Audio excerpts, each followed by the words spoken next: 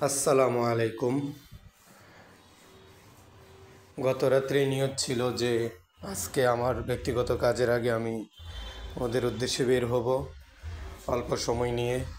তো সে উদ্দেশ্যেই সকালবেলা উঠে একটা বেকারিতে যাই। বেকারিতে যাওয়ার পরে কেনাকাটা করি। কেনাকাটা শেষ করে হাঁটতে হাঁটতে কিছুটা পথ যাওয়ার পরে এই দুইটা কুকুরকে সামনে পাই। সামনে পাওয়ার পর ওদেরকে খাবারগুলা দেই। আর কেন যেন মনে হচ্ছে এই দুইটা যমজ ভাই, এক মায়ের সন্তান মনে হচ্ছে।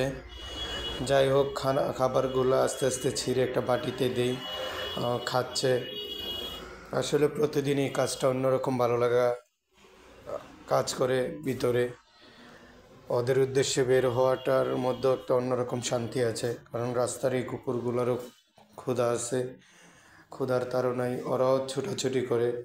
কারণ বেশ কিছুদিন যাবৎ আমার একটাই আফসোস হয়, এই মহল্লায় 5-7টা কুকুর একসাথে থাকে, আমি সবগুলারে একসাথে পাচ্ছি না। আর না পাওয়ার একটাই কারণ, ওরা পোষা কুকুর না, খাবারের উদ্দেশ্যে এক জায়গা থেকে অন্য জায়গায় ছুটে চড়ে, সেই সুবাদে পাচ্ছি না। যাই হোক, আলহামদুলিল্লাহ এই দুইটাকে পেয়েছি, পেয়ে খাবার দিতে পেরেছি। আল্লাহর কাছে লাখ লাখ শুক্রিয়া। ইনশাল্লাহ চেষ্টা করব বিকালবেলা। গত রাতে একটা কুকুরকে দেখে আসছি, ওকে, ও একটু অসুস্থ। ওর উদ্দেশ্যে বিকালবেলা চেষ্টা করব যাওয়ার জন্য, যদি আল্লাহ তৌফিক দেয়। যমজ এই দুই ভাইয়ের সকালের নাস্তা মোটামুটি শেষের দিকে, আলহামদুলিল্লাহ। দুপুরবেলা এদিকে আমি আর থাকবো না।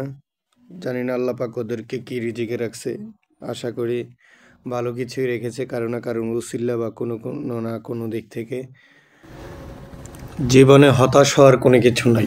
মানুষ থেকে দূরে সরে প্রাণীর সাথে মিশুন, দেখবেন সব হতাশা কেটে গেছে।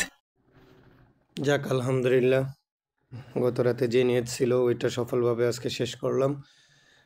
আল্লাহর কাছে লাখ লাখ শুক্রিয়া। তবে ইনশাল্লাহ আগামীকাল আবার চেষ্টা করব, দেখি ভাগ্যে কি আছে, যদি আল্লাহ পাক বাঁচিয়ে রাখেন। আজকের সকালের নাস্তা ওদের সম্পূর্ণ হলো।